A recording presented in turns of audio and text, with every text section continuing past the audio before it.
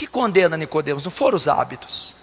A natureza de Nicodemos descende da natureza de Adão. E a natureza de Adão é pecaminosa e condenada por si só. Todos que descendem dele vêm com a mesma natureza. Essa natureza corrupta, independente de hábitos, já condena o homem. Entendeu? O homem é mau sem ele fazer nada. Ele é mau, a essência dele é má. E isso vai se manifestar em obras, em ações. Então deixar de fazer ou fazer não garante a salvação de ninguém.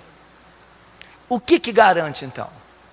Aquela essência corrupta de Adão, que já vem condenada do ventre, você quando nasceu e o médico tirou da barriga, do ventre, se o médico é cristão já dizia assim, mais um condenado nasceu, veio à terra, já nasce condenado. Quando ele se desenvolver, estabelecer a idade da razão, o pecado vai ser manifestado, ele será condenado. Então como que uma pessoa é salva?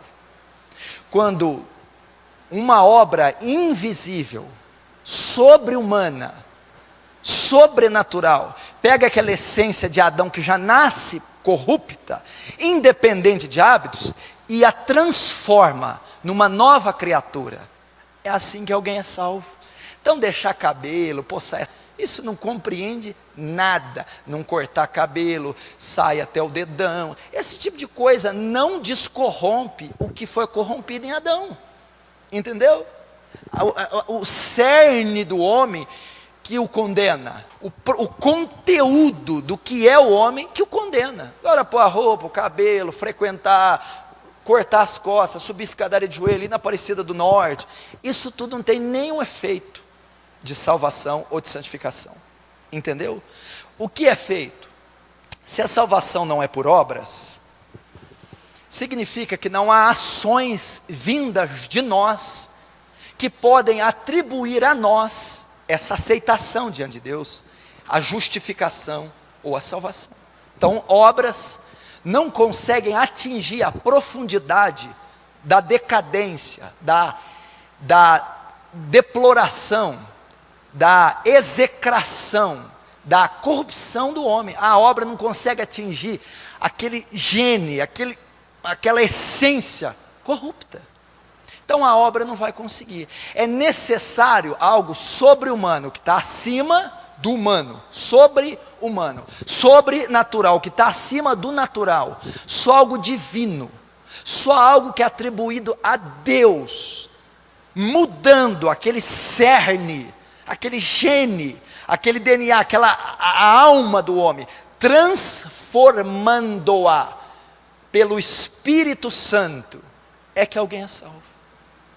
Assim como a corrupção de Adão manifesta-se nos hábitos do homem, e por isso é condenado, assim a transformação que só Deus, pelo Espírito, pode fazer, quando transforma o homem, também é evidenciada pelas ações. Ou seja, um ser corrupto de Adão gosta de estrangular pessoas, gosta de se masturbar regularmente, gosta de ter 3, 4 mulheres, gosta de ir à porfia, se manifesta assim.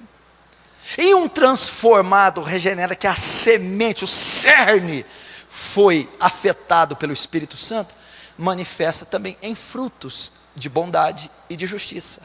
E não são os frutos que o absorvem, e sim a transformação dele, que apenas é evidenciada pelos frutos. Isso é salvação. Isso é salvação. Se você mudou moralmente, isso não atribui a você nada, porque 30 anos atrás e 40 anos atrás, na cultura e na sociedade brasileira, o padrão de moral era altíssimo. Hoje ainda, pessoas da antiguidade, você vai encontrar senhoras que não conseguem cometer uma mentira, que não pegam um centavo do que é seu, que não têm coragem de olhar para outro homem, que são justas e piedosas, mas essas mulheres são corruptas e vão para o inferno. Por quê? Porque não são os hábitos e as boas ações, o moralismo dela que vai salvá-la. Por quê? O cerne dela é contaminado pelo pecado. Então mesmo essa mulher, essa Nicodemos, extremamente piedosa, que almoça com a família meio-dia no domingo, comendo macarrão e frango de molho, Uma mulher que os filhos falam, benção mãe, Deus te abençoe, para dormir. Uma mulher aciada, caprichosa, piedosa, ela não pode ser salva. Por quê? Porque a estrutura invisível dela foi afetada pelo pecado. Então não é mudança de moralidade. Eu vesti saia, não corto cabelos, joguei a televisão fora, não falo nada. Mas o interior não foi afetado pelo sobrenatural. Não pode ser salvo. Entendeu? E aonde isso mais se manifesta? Eu vou te falar um item que vai mostrar de fato se você é salvo ou não. Uma das maiores evidências que você foi afetado pelo sobre-humano, sobrenatural, que não é uma religião que bate palma, canta, né, que só, não adianta, ainda mais nesse século. Alugar um templo quadrado, que esse aqui retangular, né, 4 paredes e um teto reto, e cantarolar e falar que é igreja, isso aí nós fazemos em uma semana. Sabe como que se evidencia se o sobrenatural tocou em você ou não? Numa das áreas mais fortes do homem, na vontade, no poder de volição, na livre escolha, livre arbítrio, vontade. Se você está na igreja, não faz um monte de coisas, mas tem vontade de fazer, é um sinal que você não foi transformado pelo sobre-humano, e a sua essência ainda é a de Adão, corrupta, e é um sinal que você está condenado. Veja bem, o pecado não vai ser computado por fazê-lo ou deixar de fazê-lo, e nem a justiça é computada, ou atribuída, ou contada, quando você não faz, ou quando você faz um ato de bondade, ou deixa de fazer. Não. O problema não é parar de pecar. O problema é não gostar de pecar. O fato de eu estar 50 dias sem cometer um pecado, não significa que faz 50 dias que eu odeio o pecado. A mulher está de saia, de cabelo, não faz nada. Então ela é salva? É uma evidência da transformação? Não. A evidência é se ela não gosta mais de fazer, não se ela deixou de fazer, porque ela pode ter deixado de fazer, mas ainda gostar de fazer. A vontade não foi afetada. Não assisto pornografia, não fico com menina, não uso roupa natural. Mas morro de vontade de fazer, mas não faço porque é pecado. O pastor, olha, a gente vai para o inferno. Não foi transformado. É legalismo, é farisaísmo, é islamismo, é budismo. Entendeu? A pessoa não adianta. Então ela mudou padrões, ela elevou os padrões morais, só. Mas o cerne, por exemplo, eu era ímpio, eu adorava cachaça, eu adorava pornografia, atingir o orgasmo de maneira ilícita, chegar no ápice do prazer. Eu gostava de baladas, eu gostava de ser ovacionado, enaltecido, glorificado, meu alter ego, gostava.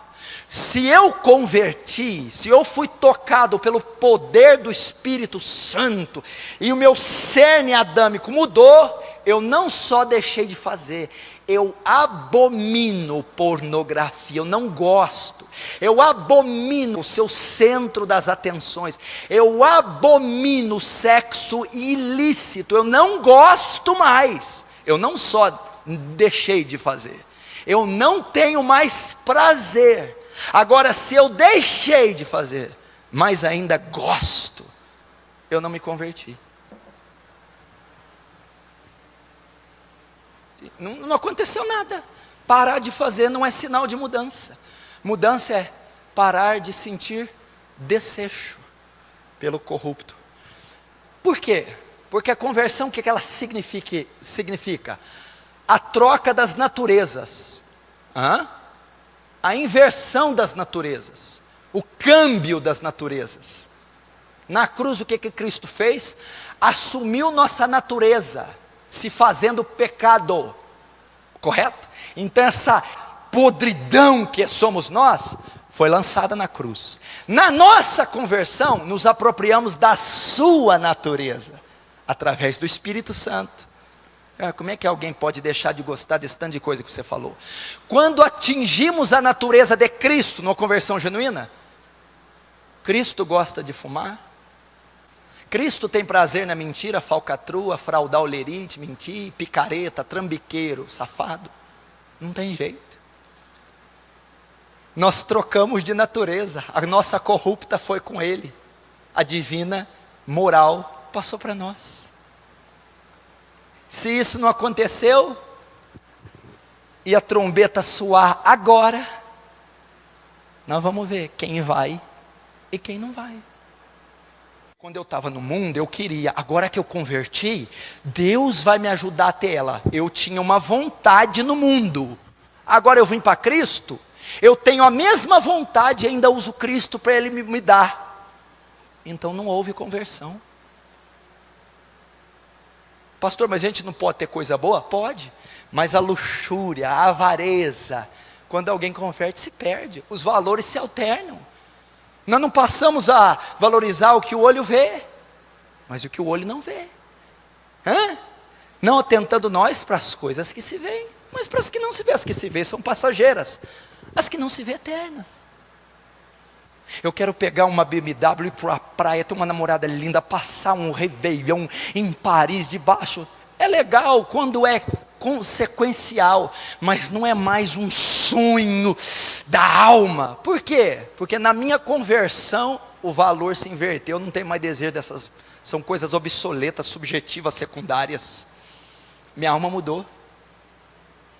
Eu não consigo ser um devasso mais, um imoral, um iracundo, insubmisso a pai e mãe, desobediente a marido, frio, grosseiro. Entendeu? Vontade. Está dentro da igreja?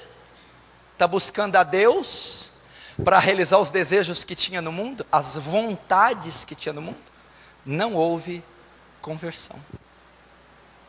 Quando que a conversão se evidencia? Quando alguém evangeliza você, quando você ouve a pregação do evangelho, vem a um culto, e algo sobre-humano, independente do pastor, da congregação, do modo denominacional, algo invisível, sobre-humano, genuíno, puro, sacro, toca no cerne do seu ser. Uma convicção da sua depravação vem a você, uma convicção que você está caminhando por uma vereda nociva, por uma vereda sombria e escura, uma vereda que levará à morte. Quando vem uma convicção que seus hábitos são todos nocivos, maus. Quando você tem uma convicção que necessita de mudar de pensamento, visão, hábitos, ações e principalmente a vontade. E quando esse sobre-humano toque, você sente o desejo de deixar aquilo, muda seus valores, é acometido por algo invisível, quebranta-se, chora, prantia e deseja imediatamente uma mudança de vida. Isso é conversão. Se isso não aconteceu, é catolicismo sem marcha. Ou você pode ir para aquela outra, muçulmano, usar uma touca de crochê, um kippá, ser um judaizante. Essa é a diferença do cristianismo.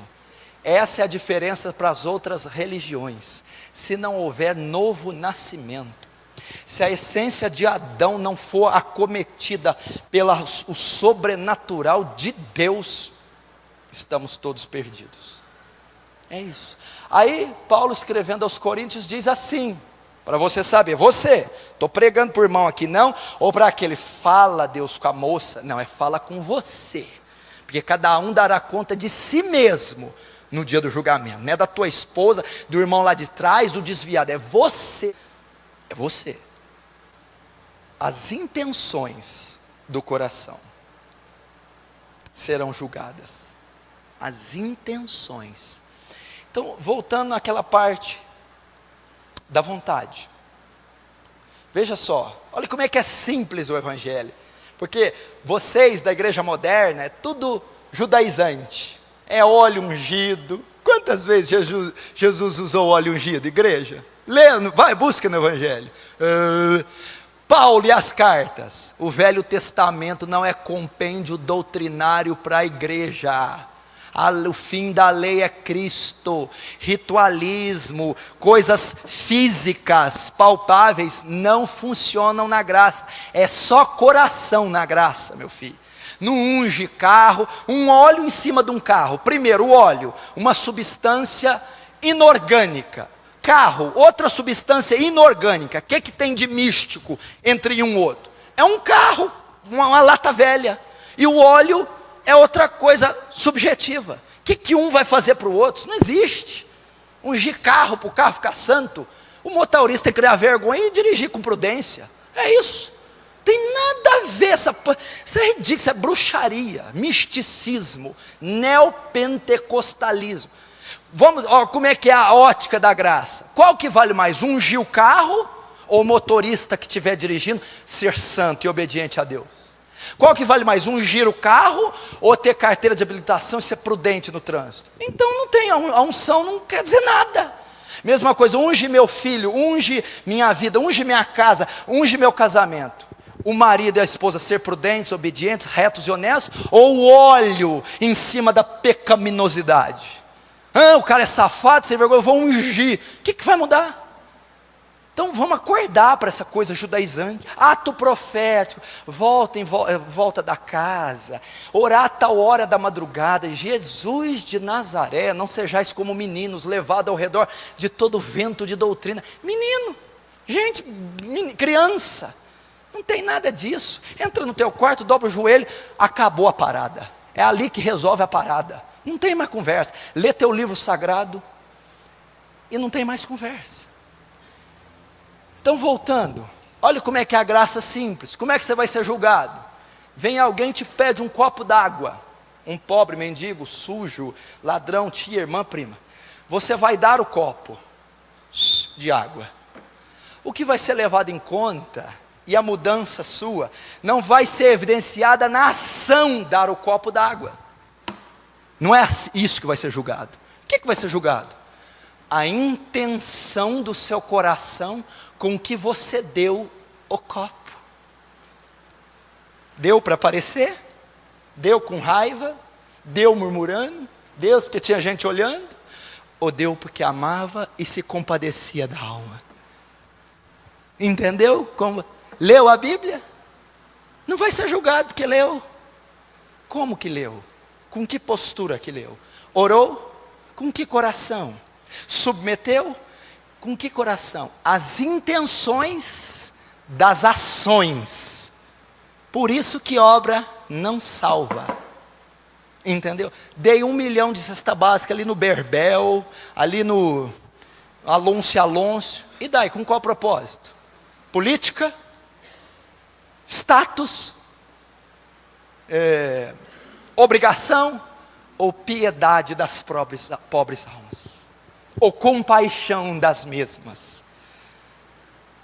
Viu como é que é a graça? Porque que não é a obra, não é o ato.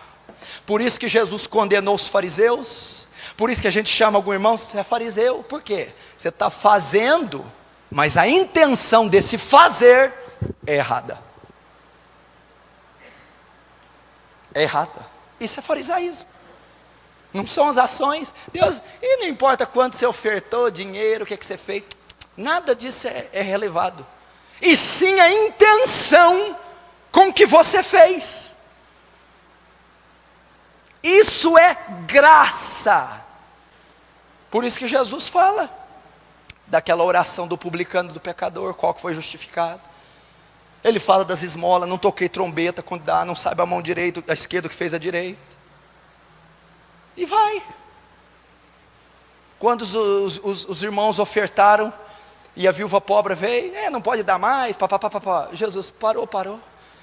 Vocês deram muito, mas vocês deram do que sobraram. A intenção de vocês foi um sacrifício coxo. Vocês deram o resto. Essa mulher da profunda pobreza deu com sentimento piedoso, deu com graça. Ela está justificada. Você entendeu? E a conversão, ela faz o quê? Que as nossas ações mudem. Mas faz com que as intenções das ações mudem mais ainda. Agora eu não dou como eu dava antes. Antes eu dava com descaso, indiferença e por burocracia. Hoje eu dou com a intenção de ver o alívio daquela pobre alma. Hoje eu dou porque eu me compadeço com essa inferioridade social. Eu dou porque eu olho naquela pessoa e vejo a imagem de Cristo, e o meu irmão, o meu semelhante, necessitando de ajuda, num estado de precariedade total. Isso é conversão. O que tem? Como que faz para converter? A Bíblia diz assim, quando Jesus pregou o primeiro sermão dele: arrependei-vos e credes no Evangelho. Talvez metade do que está sentado aqui é tudo ímpio, nunca converteu, está aqui frequentando a igreja, não converteu. E se eu ensinar princípio para ímpio, como é que ímpio cumpre princípio que só crente? A Bíblia foi escrita para crente. Como é que bode vai fazer o que foi confiado à ovelha fazer? Como é que trigo vai fazer, joio vai fazer aquilo que foi confiado para trigo? Agora você está entendendo porque alguns não vão? Eu não consigo amar o próximo, não consigo ser santo, não consigo pôr aquela roupa, eu não consigo deixar de sair, por quê? Porque é joio. Joio não consegue fazer coisa que é só trigo que faz. Bode não faz coisa que foi restrito para a ovelha foi transformada, tem valores, vontade, mudou, tem outra mente, mudou tudo. Então a ovelha submete a doutrina e princípio que foi destinado para a ovelha. Agora você está entendendo por que tem gente que não adapta ao perfil bíblico? Porque é bode, é ovelha, é joio. O que compreende ser bode e ser joio? Ímpio, condenado. Quem não foi transformado e ainda é corrupto em Adão. Quem não nasceu de novo e não teve o sobre-humano, que não é religião, cantoria, o sobrenatural, invisível, acometeu esta alma corrupta e ela se transformou sobrenaturalmente. E o que tem que fazer para esse joio virar trigo? E não ensinar esses joios ser trigo. Não adianta ensinar, tem que transformar o joio em trigo. Pegar esse bode e transformá-lo em ovelha. Não levá-lo a ser ovelha, não vai ser. E o que Jesus disse? Vai apartar no último dia as ovelhas dos bodes. Isso está falando de igreja. O ímpio está julgado e condenado. Quando ele for apartar bode de ovelha, ele está falando da eclésia. Quem está dentro da igreja e é bode dentro da igreja. Lembra da parábola do joio? Foram plantados juntos. Foi semeado na igreja o joio. E só vai ser retirado no dia da ceifa.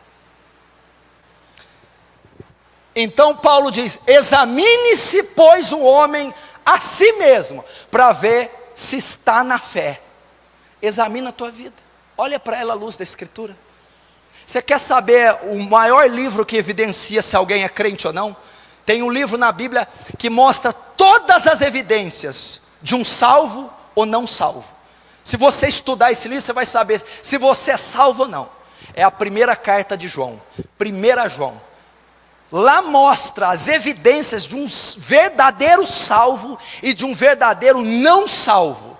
Se você atingir, se você atender as necessidades de 1 João, você é salvo. Se você não atender às exigências daquela carta, você não é salvo. 1 João. E lá dá algumas características, eu vou te dar. Primeiro, se dissermos que estamos na luz e aborrecermos nosso irmão, até agora estamos em trevas, e elas nos cegaram os nossos olhos, e não sabemos para onde vão. Se dissermos que somos salvos, convertido, nascido, transformado pelo Espírito, e nós aborrecermos, termos ódio, contenda, rancor, vingança, falta de perdão contra o nosso semelhante, nós não somos salvos. Primeira evidência de um transformado pelo Espírito de Deus: ele não tem barreiras com seu semelhante. Não há ódio pelo seu próximo, contendas, porfias, emulações, vinganças, fofocas, pelejas contra o seu semelhante, seja ele quem for. Se você nutre ódio, desejo de vingança, barreiras com familiares e outras pessoas, você não está na luz, não é salvo. Segundo, o que é nascido de Deus não peca. A Bíblia diz isso. O que é nascido de Deus não peca e o maligno não toca. Segunda evidência, não tem o pecado como prática de vida. O que é nascido de Deus, o que é salvo, o que vai ser salvo no arrebatamento, o que vai para o céu, não tem o pecado como estilo de vida, como habitual. Um salvo peca, um salvo cai, um salvo falha, mas é habitual, é prática, é estilo de vida o pecado. Não pode, impossível, não tem jeito. Um salvo não mente regularmente. Um salvo não contende regularmente. Um salvo não tem lugar para rancor. Um salvo não é imoral, não pode ser, é impossível, não tem jeito. Porque a mente dele é a mente de Cristo, e a mente de Cristo não é imoral. Um salvo não tem rancor, ressentimento, ira. Porque o coração dele detém o fruto do Espírito. Não tem o pecado. É salvo, mas é sensual. É salvo, mas é caloteiro. É salvo, mas é desonesto. É salvo, mas fornica. É salvo, mas é pornográfico. É salvo, mas fala palavrão. É salvo, mas não é salvo. Não é salvo. Nunca viu o Espírito Santo na vida. Está enganando a si próprio. E no dia do juízo vai tomar um tapa na cara e vai ser lançado de cabeça para baixo para o largo ardente de chamas. Não é salvo, bem, é missa que você faz. É missa, é nome do Pai. É frequentar um cubículo, um lugar quadrado desse. Não teve uma natureza que virou do avesso e foi descorrompida pelo Espírito de Deus. E engana-se você que acha que pecado é adultério, fornicação e pornografia. Eu não estou nessa linha. Nicodemos não tinha qualquer evidência desse tipo de pecado. Orgulho, pessoa altiva, autossuficiente, soberba, austera, arrogante. Pecado. Como é que um filho de Deus, aprendei de mim, Jesus, que sou manso e humilde de coração. E se o manso e humilde de coração é a marca da natureza de um salvo, o arrogante não é salvo. Não tem o pecado como prática de vida. Não pode mais pecar, a natureza mudou. Eu vou dar um exemplo aqui do nosso guitarrista. Há 5 meses atrás, esse jovem tocava numa banda do mundo. Ele tocava músicas de rock como Ozzy Osbourne, Guns N' Roses, Pink Floyd, Iron Maiden. Ele era católico praticante. Um dia ele foi convidado a um culto e ele ouviu o evangelho da graça e o julgamento de Deus contida nesse sermão. E aquilo impactou, penetrou nas entranhas dele.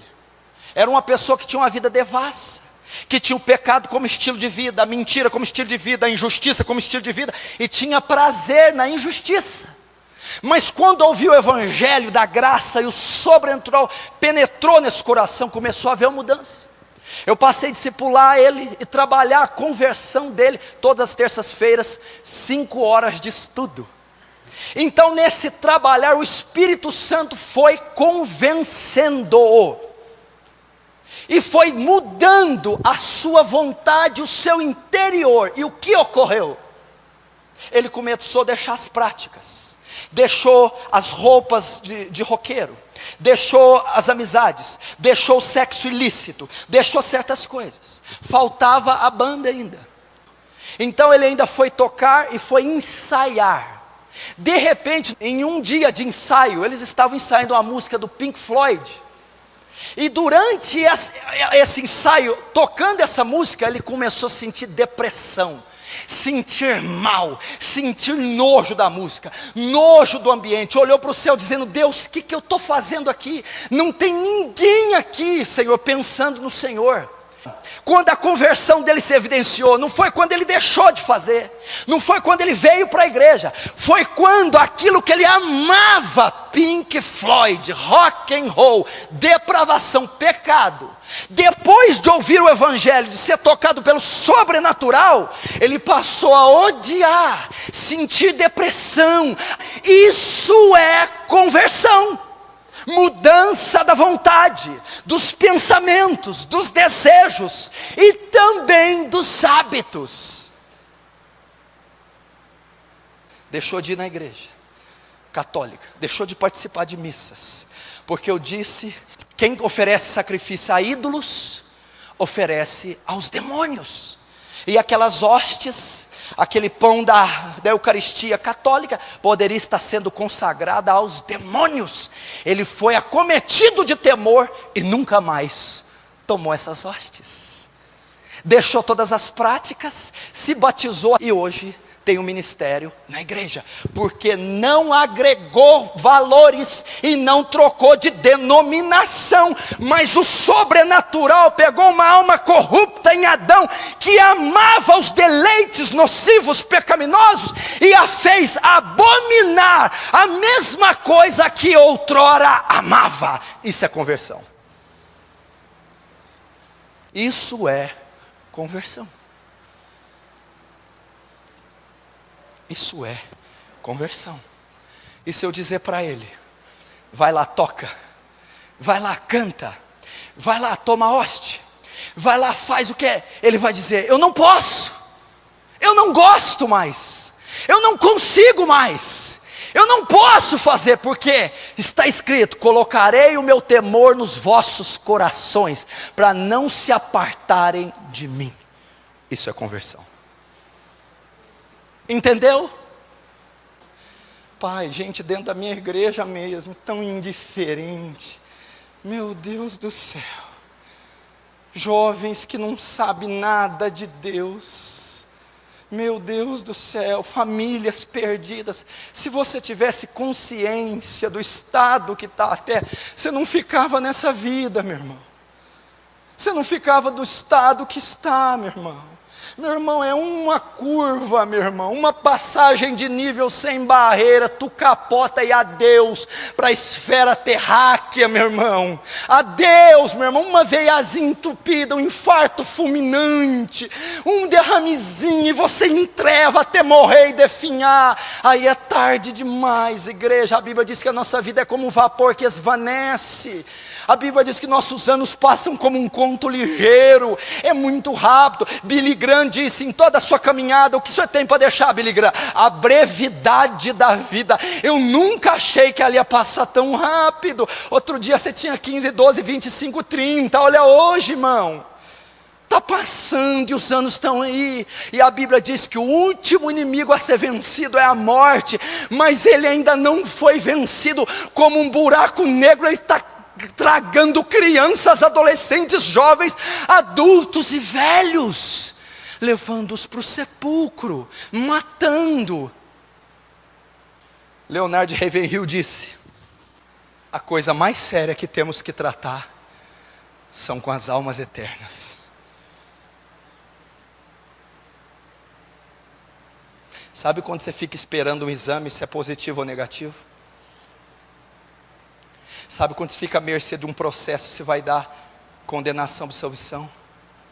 Não deve ser esse sentimento que rege o seu coração diante do trono, da trombeta, suando, e você pondo a roupa bem: esposa,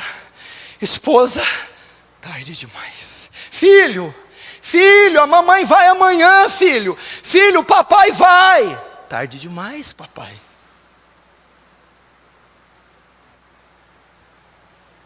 Deus, grave a eternidade nos nossos olhos. Grave a eternidade nos meus olhos, nos seus olhos. O que é gravar a eternidade? Viver nessa terra, tendo em mente o céu, a vida eterna. essa geração será a que vai contemplar o maior evento da história, a segunda volta corpórea do Messias.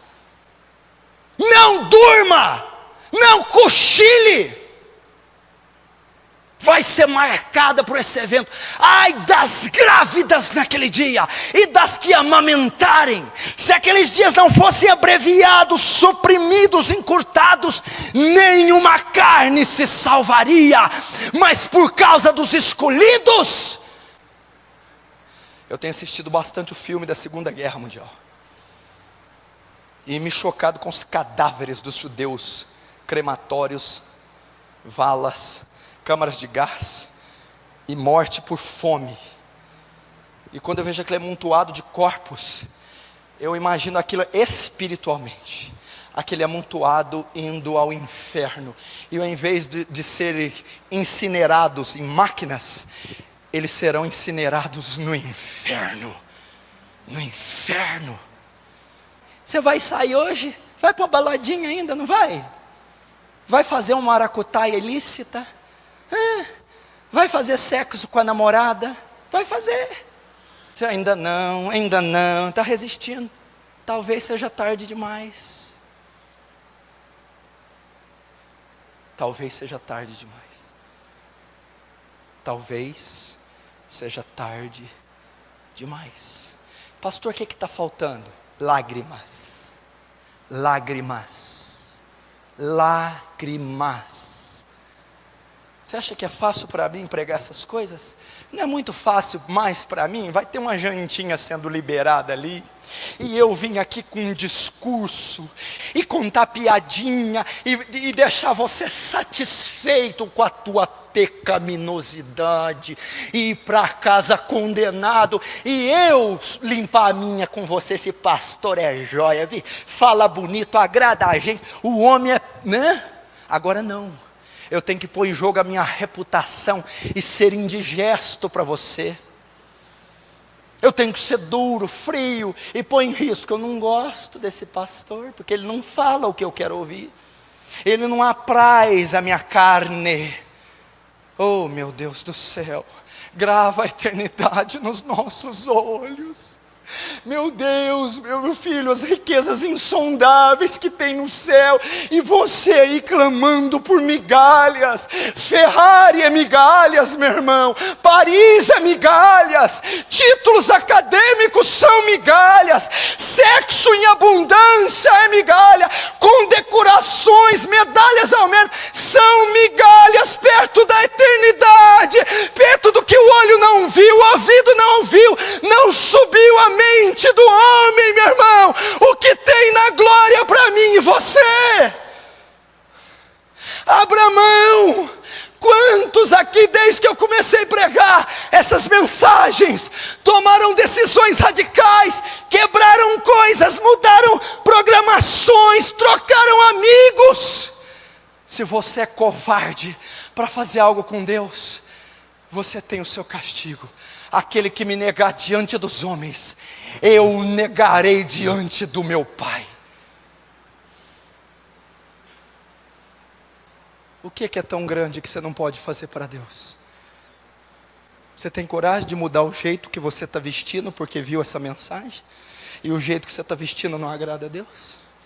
Você está com vontade de mudar a sua aparência, homem, porque você não parece homem, não expressa a virilidade de Cristo, a complacência, o pudor de um homem de Deus.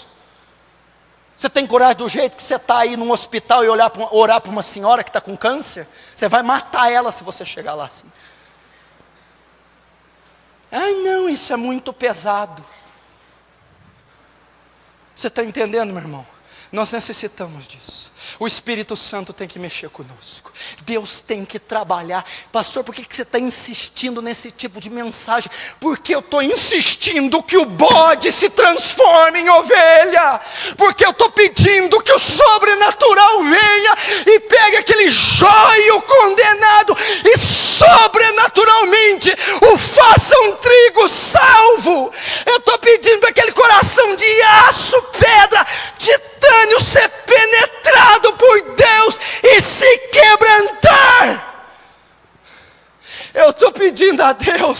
para eu chegar diante do trono, dos portões de pérolas, com a aliança do Calvário toda atrás de mim, remida, salva e glorificada.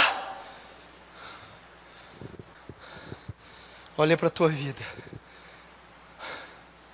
Primeiro, a nossa vida. Segundo, a do nosso semelhante. Se você tem o Espírito de Deus e está nessa indiferença, a Bíblia diz assim: se eu digo ao pecador que ele vai morrer, e você, sabendo disso, não o adverte, ele morrerá pelo pecado dele e será condenado. Mas o sangue dele demandarei, requerirei, cobrarei da tua mão. Se você trabalha, estuda, convive com pecadores ímpios e não os leva a Cristo, não os converte, não leva a salvação, eles serão julgados e condenados pelo pecado. Mas o sangue deles cobrarei da sua omissão e da sua negligência. Há um ano atrás, mais de um ano, o avô dela morreu. Um homem espírita roxo. E eles pregaram para ele todos os anos. Ele não se converteu. Ele não recebeu a Jesus. Esse homem morre. E eu demorei a falar com a Verônica. Aí eu fui lá visitá-la. Ela estava chorando. Essa menina começou a chorar. Não, pastor, você não está entendendo, pastor, o quê? Eu não estou chorando porque meu avô morreu. E eu disse: o quê? Eu não estou chorando porque ele morreu. Eu estou chorando porque eu sei onde ele está agora. Ele não aceitou Jesus, pastor. Ele não quis Deus. Ele está no inferno, pastor. Ele está lá ontem. Ele esteve anteontem. Ele está lá hoje. Ele estará amanhã. Ele estará daqui 100 anos. E nunca mais sairá. Você já pensou na sua mãe? Você já pensou você comendo domingo? E a hora que for comer, minha mãe está no inferno, o meu pai morreu, eu fui no velório dele e ele não foi salvo. Meu Deus, meus amigos estão queimando, ardendo e eu não preguei. Você vai dizer: pastor, mas eu preguei. Não pregou como devia, não chorou como devia, não gemeu, não falou: Senhor, salva minha mãe, salva meu pai, salva meus filhos, meus irmãos, salva meus vizinhos. São almas que não vão sair nunca mais, nunca mais. Como é que você vai conviver? Como é que você vai viver? Como é que você vai cantar e tocar aqui? Como é que você vai pregar sabendo que você está pregando e a tua mãe está no Hades? E o teu pai está no inferno? E teus filhos? Como é que você vai viver sabendo que tem um monte que passou pela tua mão e foi condenado? Porque não tem os olhos na eternidade. Não tem os olhos na eternidade. A vida é maquiagem, beijo, abraço e compra e venda. Tudo se resume num relacionamento, no amor da minha vida. E só. E o mundo perece de AIDS. Pestes iam nos assolar. Pedofilia, meu irmão, dentro da igreja católica. Aborto aos milhões. Só nos Estados Unidos, 4 milhões por ano. 40 mil pessoas morrem por dia de fome em toda a terra. Estupros acontecendo em todo lugar. Assassinatos, genocídios, guerras frias, guerras religiosas, guerras civis. E a igreja, preocupada com a Ferrari, com o diplomazinho que vai amarelar e a traça vai comer. E agora mesmo você está com rugas. Agora mesmo você está com as cãs. Senhor, boas obras. Presente. Apartai de mim, maldito. Senhor fariseu. Presente. Apartai de mim, maldito. Senhor autojustiça, autossuficiência. Presente. Apartai de mim, pecador arrependido, remido pelo sangue de Jesus. Presente. Vinde, bendito do meu Pai. Vinde para o descanso eterno.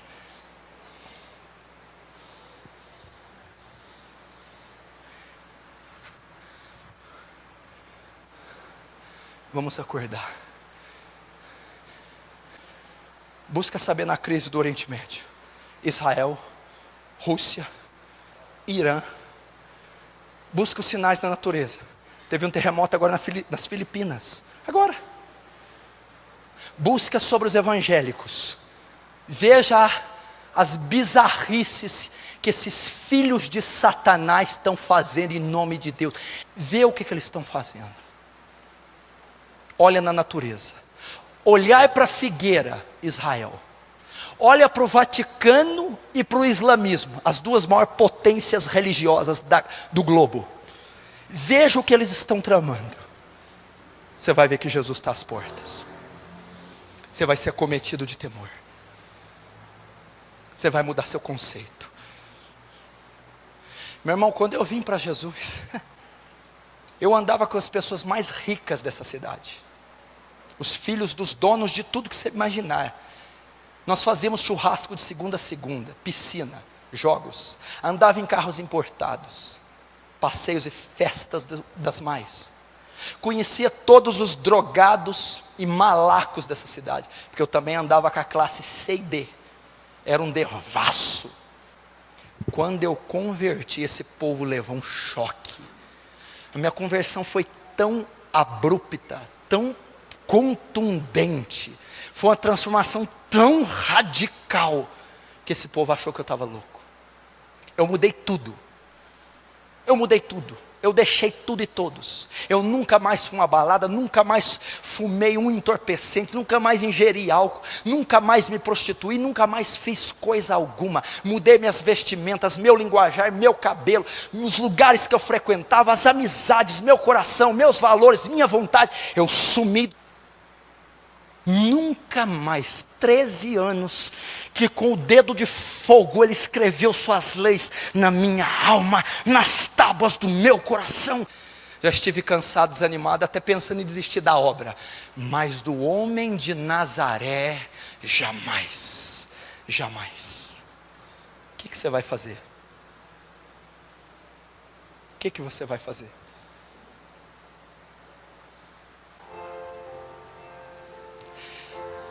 Mas a Bíblia diz uma coisa, que você pode ter chegado aqui como um endemoniado gadareno, Jack o estripador, um macumbeiro, satanista, nazista.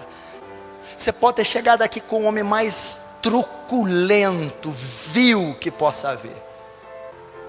Mas a Bíblia diz, meu irmão, ainda que seus pecados sejam vermelhos como a escarlata, eu os tornarei brancos como a neve. Ainda que sejam vermelhos como o carmesim, eu os farei alvos como a lã.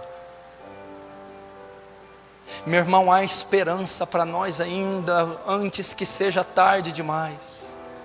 Você está vivo, meu irmão. Meu irmão, será que essa mensagem não é suficiente para quebrantar? Eu não posso fazer mais do que isso, eu não tenho condição de fazer mais do que isso, mas eu quero ver a sua alma salva, como David Brainerd, eu quero chorar para a sua conversão. Oh Deus, mande pecadores ao Salvador. Oh Deus, quebranta a sua igreja. Oh Deus, libera do teu Espírito. Oh Deus, salva essa igreja, salva essa multidão. Deus, tem misericórdia de nós, Deus. Espírito Santo, só você pode levá-los à fé, só você pode levá-los ao arrependimento, só você, Espírito Santo, só você, feche os seus olhos. Só você. Só você, Senhor. Espírito Santo, age agora. Espírito Santo, age agora. Espírito Santo, leva eles a se arrependerem, convence-os do pecado.